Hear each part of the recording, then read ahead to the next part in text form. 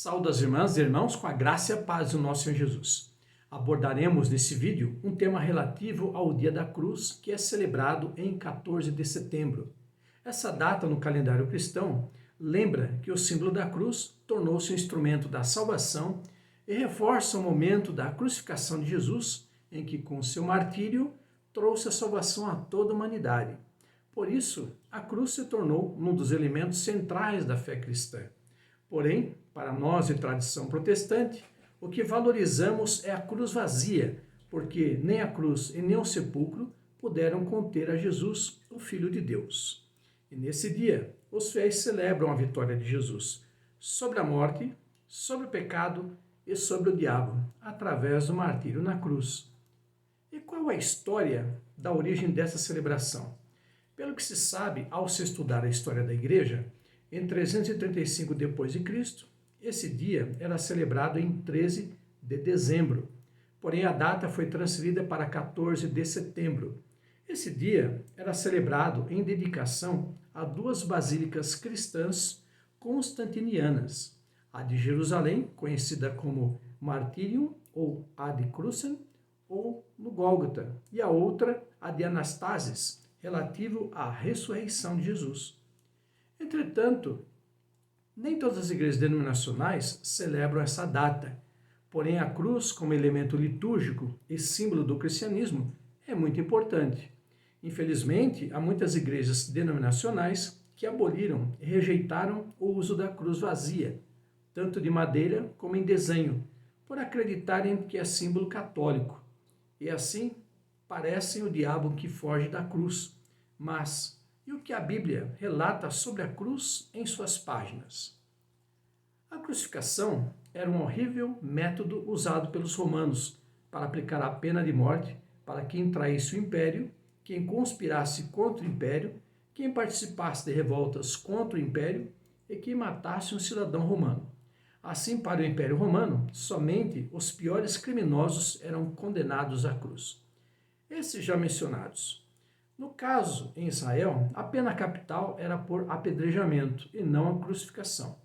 Os próprios romanos, um povo implacável, aboliram a crucificação por considerarem que era uma pena cruel.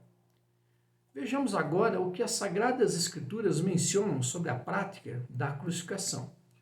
Deuteronômio 21, 23, relata que quem fosse martirizado no madeiro deveria ser enterrado no mesmo dia para não contaminar a terra.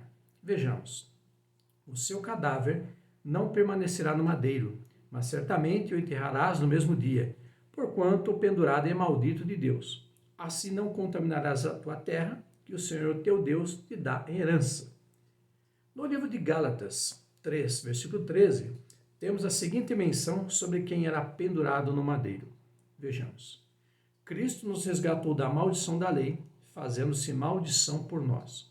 Porque está escrito, maldito todo aquele que for pendurado no madeiro. No próximo texto, que é Lucas 23, 33, temos o relato de que Jesus foi crucificado em meio a dois homens que também foram condenados à morte por terem cometido algum crime contra o Império Romano. E vale ressaltar que eles não eram ladrões, porque ladrões não eram martirizados, mas presos e vendidos como escravos. O problema reside no fato de que muitas traduções que se observam em diversas Bíblias traduziram os homens nacionalistas ou guerrilheiros que lutavam pela libertação de suas nações da invasão romana como ladrões. Vejamos o texto. E quando chegaram ao lugar chamado a Caveira, ali o crucificaram, e aos malfeitores, um à direita e o outro à esquerda.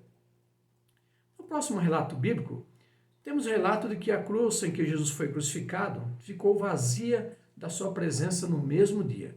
De fato, quem era crucificado não morria no mesmo dia, pois ficava vários dias agonizando até que morresse. O que acontece é que, devido às torturas e espancamentos que Jesus sofreu durante o julgamento, ele faleceu na mesma sexta-feira em que foi crucificado. Assim, no texto de Lucas 23, 50 a 53, um senador de nome José, que cria no reino de Deus, pediu o corpo de Jesus para que o colocasse em seu sepulcro. Vejamos.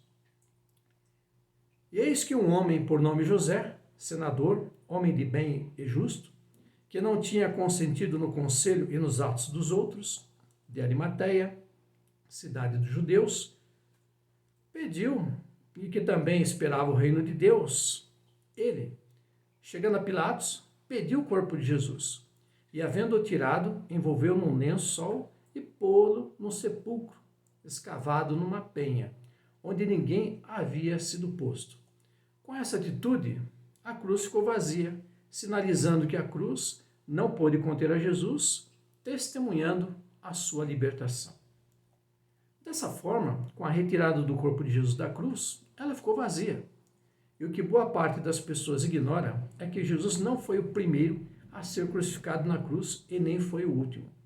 E na época, os madeiros eram reaproveitados para outras pessoas condenadas pelo Império Romano.